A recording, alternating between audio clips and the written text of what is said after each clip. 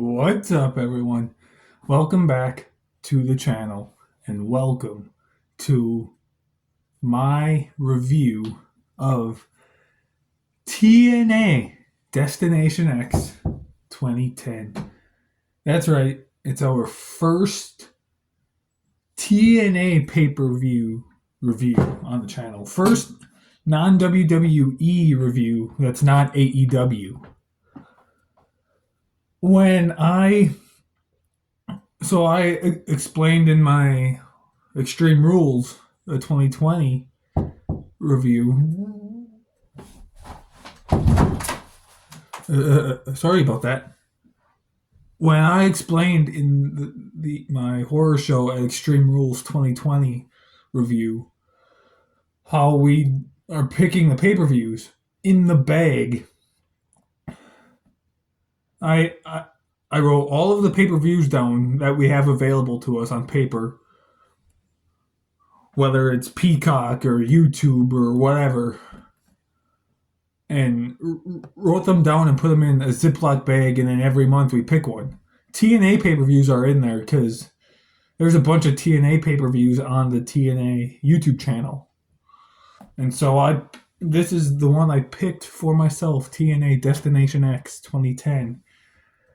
So let's get into this. I got the clipboard and my pen. So let's do this. The first TNA pay-per-view review. I will say, so I was a big TNA fan back in the day from like 2005 until like late 2009, early 2010. Pretty much when Hulk Hogan showed up there and they switched from the six-sided ring to the normal four-sided ring, that's kind of when I lost interest in TNA and kind of stopped watching. Kind of around the time this happened. But for a couple of years there, from like 2006 to 2009-ish, I was big into it and I loved it. AJ Styles, Samoa Joe, the Main Event Mafia, Motor City Machine Guns, Jay Lethal. Like, just so many great, awesome people. Christopher Daniels. So many great, awesome people and a lot of awesome stuff around that time. But let's get right into this. The show happened on March 21st, 2010 at the Impact Zone in Orlando, Florida. Only had 1,100 people in attendance, according to Wikipedia anyway. We opened the show with a four-way ladder match. Number one contenders match. I believe it was for the X Division title. It was Brian Kendrick versus Amazing Red versus Frankie Kazarian versus Christopher Daniels. So going into this match, the only person that I didn't know was Amazing Red. The three others I obviously knew of or I've seen wrestle before. If Amazing Red was around in TNA back when I was watching it, then I just don't remember him. But this match was fun. This was awesome. Possibly the best match on the show even. A four-way ladder match. A lot of cool spots in the match. A lot of cool ladder bumps. Yeah, Amazing Red, okay? He hit a corkscrew crossbody on the outside. I forget who he hit it on. But he hit a corkscrew crossbody, which I thought was awesome.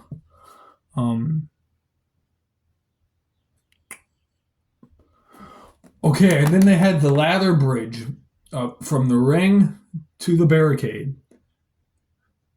Frankie Kazarian was on the ladder. And Christopher Daniels did a split leg moonsault off of the ropes to the outside onto the ladder bridge. I've got the window open here, so if you hear that loud truck, I apologize. But yeah, a lot of awesome stuff here. Christopher Daniels hit Amazing Red with like a Uranagi rock bottom type move off of a ladder. That was awesome. And then Christopher Daniels was up on top of the ladder, about to reach the clipboard contract for the X Division title. Frankie Kazarian then comes up, hooks his feet into the ladder, suplexes Christopher Daniels off of it, and carrying. I almost called him Karrion Kross. Frankie Kazarian was just hanging there upside down after he suplexed the Christopher Daniels, and then he just sat back up, climbed up the ladder. I think he did something with Amazing Red or Brian Kendrick, pushed them off, and then retrieved the clipboard, and Frankie Kazarian won the match. I gave it 4 stars. It was awesome. Possibly the best match on the show, maybe. It was awesome. I really enjoyed it. We're 6 minutes in, and the first match, I gotta get moving here because I don't want this to be crazy long. TNA Knockouts title. We have the champ, Tara, defending against Daphne. Tara, for those that don't watch TNA, was Victoria in WWE. And then Daphne, sadly, passed away a few years ago, but I think I'm pretty sure she did. But yeah, this match, it was short. It was only like 6 minutes. There's not much to it. I didn't write very many notes. I enjoyed what we got, but it wasn't long enough. I gave it 1.5 stars. Tara won. So there's that. But yeah, what we got, it wasn't bad. Tara won, but then after the match, Daphne came and grabbed Tara's a tarantula that she would bring out with her. So yeah, what we got I liked, but it wasn't that long, and the length of the match really put an effect on the star rating. If it was longer, chances are it'd be a higher star rating, but I gave it 1.5 stars. Speaking of very short matches, we've got the next match, which is very short. The TNA Global Championship, where Rob Terry defends the title against Magnus. And for those that don't know, Magnus is Nick Aldis, who is now the SmackDown general manager. Apparently, these two were former partners in British Invasion. I had never heard of British Invasion before doing this, I don't think. Again, that's something like Amazing Red, where if they were around back when I watched it, chances are I've seen them and I just don't remember because that was 14 years ago. But this match, it was very, very short. It was even shorter than the Knockouts match. This match was maybe a minute and a half at most. Rob Terry won. I gave it 0 stars because there's nothing to it. It's a minute and a half. There's nothing that went on. Nothing. Like, Rob Terry pretty much just dominated the match and won. 0 stars. But now we have an Ultimate X match where the winners will become the number 1 contenders for the TNA World Tag Team titles. The Motor City Machine Guns versus Generation Me. This match was great. So, few things to clarify here first. Ultimate X, for those of you that don't know what that is. It's kind of like a ladder match without ladders. So, there's these giant scaffolding structure things in the 4 corners of the ring, and there's these ropes that crisscross, making an X.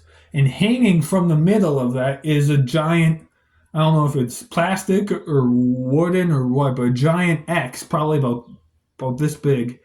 And the first team or person to retrieve the X wins the match. So they have to like shimmy across the ropes to get and unhook the X from the crisscross to win the match. That's what an Ultimate X match is. The team of Generation Me, for those that don't know, is currently known as the Young Bucks. Before they were known as the Young Bucks, 14 years ago, they were in TNA and wrestled under Max Buck and Jeremy Buck, known as Generation Me. So there's that. So now we can get into the match. Motor City Machine Guns, one of my favorite tag teams in all of pro wrestling. Very underrated team. I love them.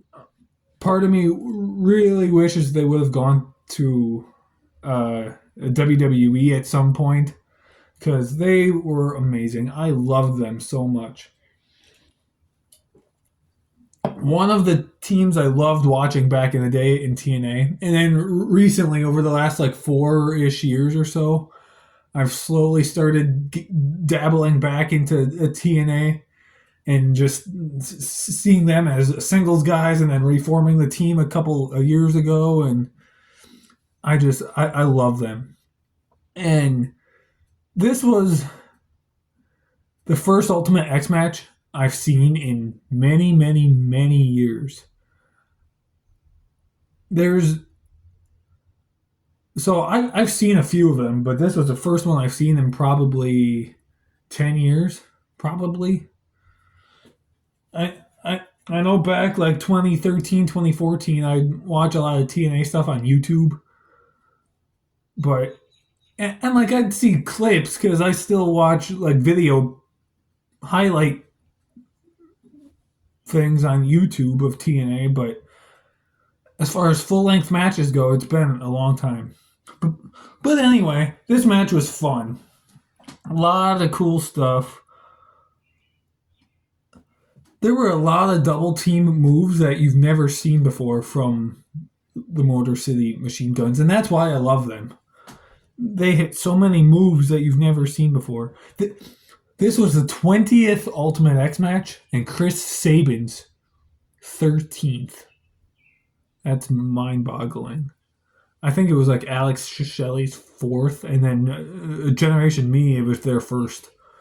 But yeah, this match was awesome. Oh, and then I forget which Young Buck it was, but one of them was hanging there from the ropes.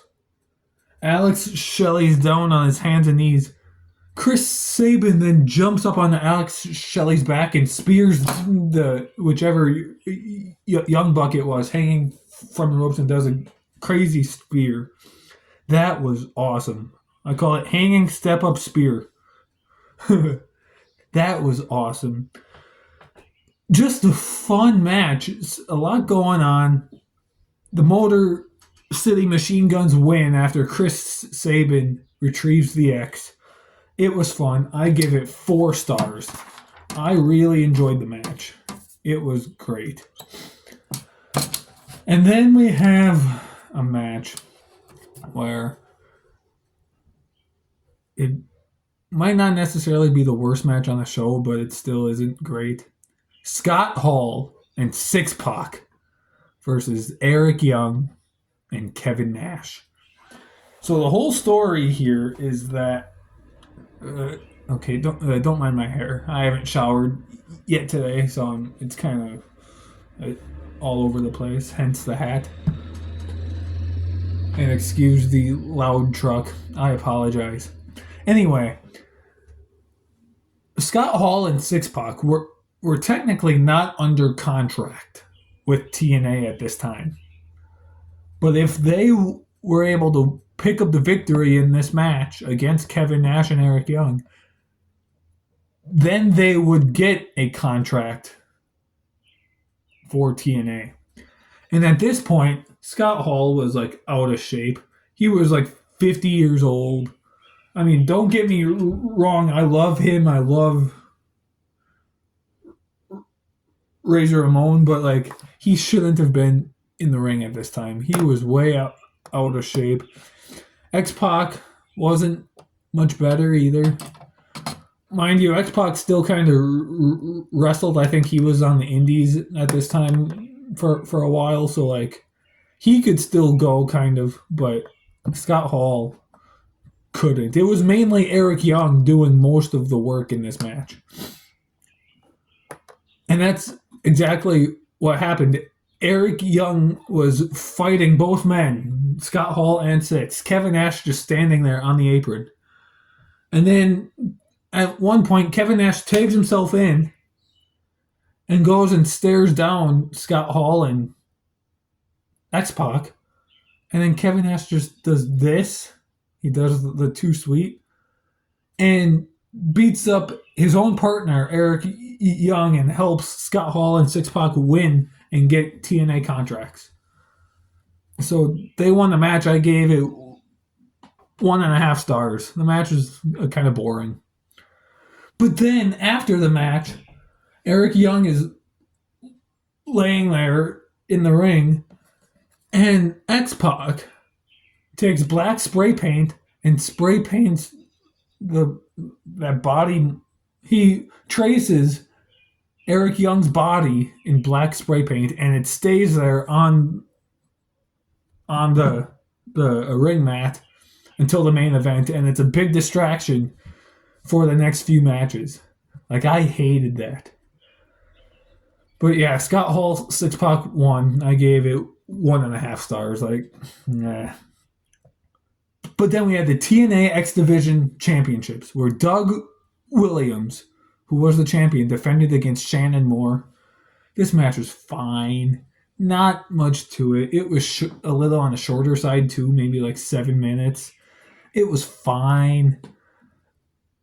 I didn't write very many notes. I didn't pay a whole lot of attention to the match either because I was too distracted with that black body mark of Eric Young in the ring. That distracted me too much. So from what I saw of this match, though, it was fine. Doug Williams won. I gave it 2 stars. I didn't write very many notes.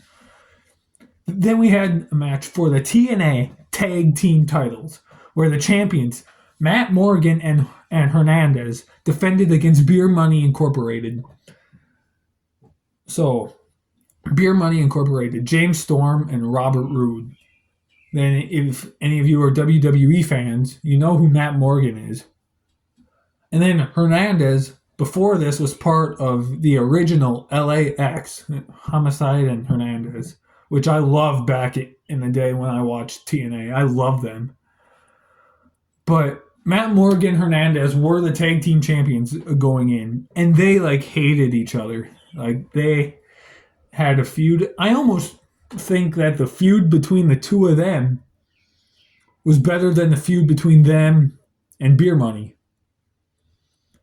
I was more invested in that feud between Matt Morgan and Hernandez, just the two of them, than I was in the match.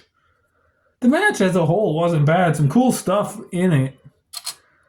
Like, at one point, Hernandez tried to tag in Matt Morgan, and Matt Morgan was just like, no, I'll tag in when I want to tag in, when I'm ready. And that just goes with their feud. And then I don't know if they ended up, or how they ended up losing the tag titles, and if they ever had a match against each other. I don't know. I didn't dig that much into it, but I was more interested in their beef with each other than the match itself. But Matt Morgan and Hernandez somehow pick up the victory after Hernandez hit like a suplex thing, I think it was. I gave the match 3 stars. Like, it was fun, it was enjoyable, but I had more interest in the Matt Morgan Hernandez beef than I did the match. I still very much enjoyed the match, though. 3 stars. Then we had Kurt Angle versus Mr. Anderson.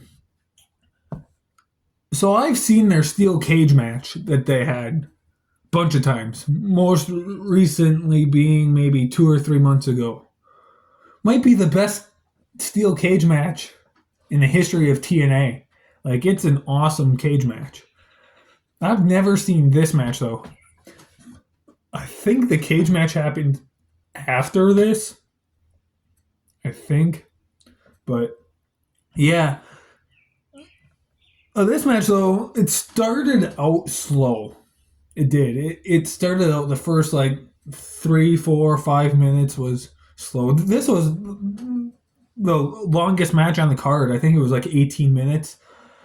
So the first few minutes, 5-ish minutes, was kind of slow, but then it slowly started to pick up and get a lot. Okay, maybe not a lot better, but it got better, and it was fun. Some cool stuff. Kurt Angle hit a frog splash. Mr. Anderson hit the Angle slam a couple times.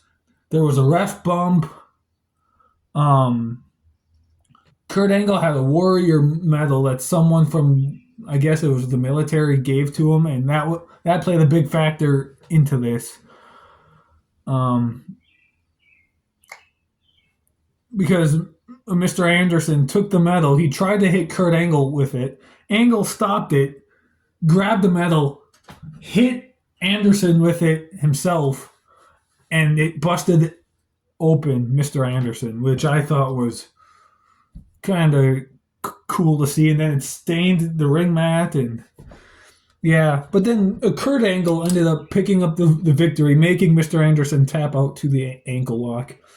Fun match. I gave it 3 stars. I enjoyed it. Again, their steel cage match they had, I think, was better. But I still enjoyed this match. It was fun. But now, main event time for the TNA World Championship, where we had the champion AJ Styles defending against Abyss. So back in the day, I was a big Abyss fan. I loved him. And this was around the time Hulk Hogan was in TNA. Ric Flair was in TNA. Ric Flair was actually the manager for AJ Styles at this point, which was, I would say, AJ Styles' low point in TNA was around this time when he was managed by Flair. Don't get me wrong, his in-ring work was still great, but what he was doing, I just had no interest in. And I don't think a lot of people had any interest in him teaming with Flair. But yeah, the match as a whole, it was fine.